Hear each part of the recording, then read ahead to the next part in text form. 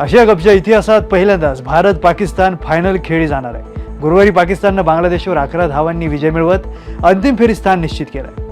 रविचंद्रन अश्विन ऑस्ट्रेलियाच्या big Bash लीगमध्ये Sydney thunder संघाकडून खेळणार आहे। अश्विननं स्वतः सोशल मीडियावर याची घोषणा केली। टीम इंडियासाठी आंतरराष्ट्रीय सामना खेळल्यानंतर या T20 लीगमध्ये भारतीय क्रिकेटपटू सहभागी होण्याची ही पहिलीच वेळ आहे।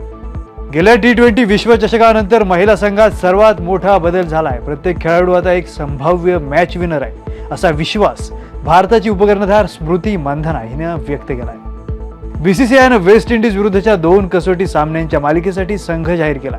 यासाठी रवींद्र जडेजाची उपकर्णधार म्हणून निवड करण्यात आली आहे। तर 2 ऑक्टोबरपासून अहमदाबादमध्ये सुरू होणाऱ्या वेस्ट इंडिज विरुद्धच्या 2 सामन्यांच्या मालिकेसाठी करुण नायरला भारतीय संघातून वगळण्यात आलं।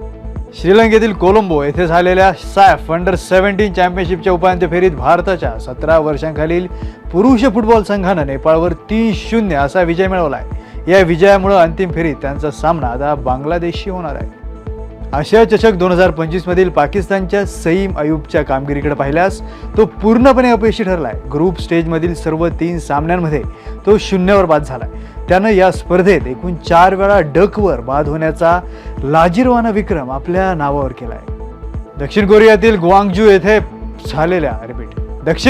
ग्वांगजू इथं झालेल्या पॅरा आर्चरी वर्ल्ड चॅम्पियनशिपमध्ये भारतानं किमान 3 पदकं निश्चित केली आहेत, ज्यामध्ये कंपाऊंड ओपन प्रकारात ऐतिहासिक 3 भारतीय खेळाडू सुवर्ण पदकासाठी खेळतील। गुरुवारी पारंपरिक प्रतिस्पर्धी मोहन बागान आणि ईस्ट बंगाल यांच्यातील सामना ड्रॉ झाला। 6 महिन्यांपेक्षा कमी कालावधीत हे दोन्ही संघ तिसऱ्यांदा आमने सामने आले।